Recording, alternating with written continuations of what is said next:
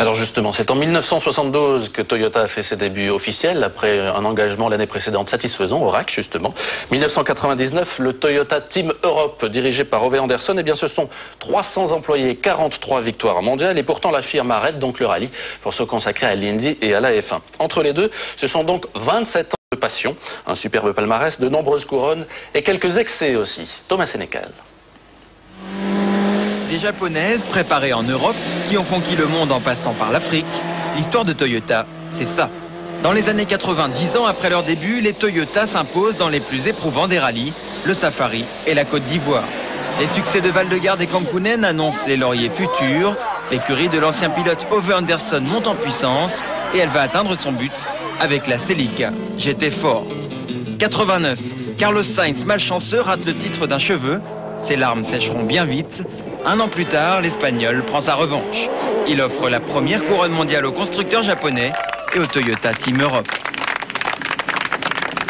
Au début des années 90, Toyota survole la planète rallye. Sainz encore, puis Juha Kankkunen deviennent champions du monde. Et en 94, c'est au tour de Didier Auriol d'offrir à la France son seul titre mondial des pilotes avec la Celica Turbo 4x4. Mais l'écurie la plus riche et la plus performante tombe pour ses excès. Les turbos de ses moteurs ne sont pas conformes, la tricherie est établie par la FIA. Toyota est banni du championnat pour un an. Mais dans les ateliers de Cologne, la riposte se prépare. La nouvelle arme s'appelle Corolla WRC. Didier Auriol en assure la mise au point et la pilote pour son retour en championnat du monde. Cette voiture remportera 4 victoires, dont la dernière ici en Chine avec Didier Auriol. Grâce à la régularité du Français et de Carlos Sainz, Toyota se retire sur un titre mondial des constructeurs, le 3e et aussi le dernier. Et oui, cette victoire, c'était il y a un petit peu plus d'un mois. Une fierté particulière, Didier, d'avoir pris part à cette aventure, ou des regrets aussi, je pense à cette trop fameuse suspension d'un an? Non, je crois que bon, il y a eu peut-être des erreurs, c'est vrai, du team ou de certaines personnes du team, en fait.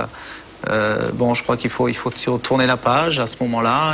C'est sûr, ça a été très dur pour moi d'apprendre un petit peu en fin 95 qu'on était exclu du championnat du monde des rallyes.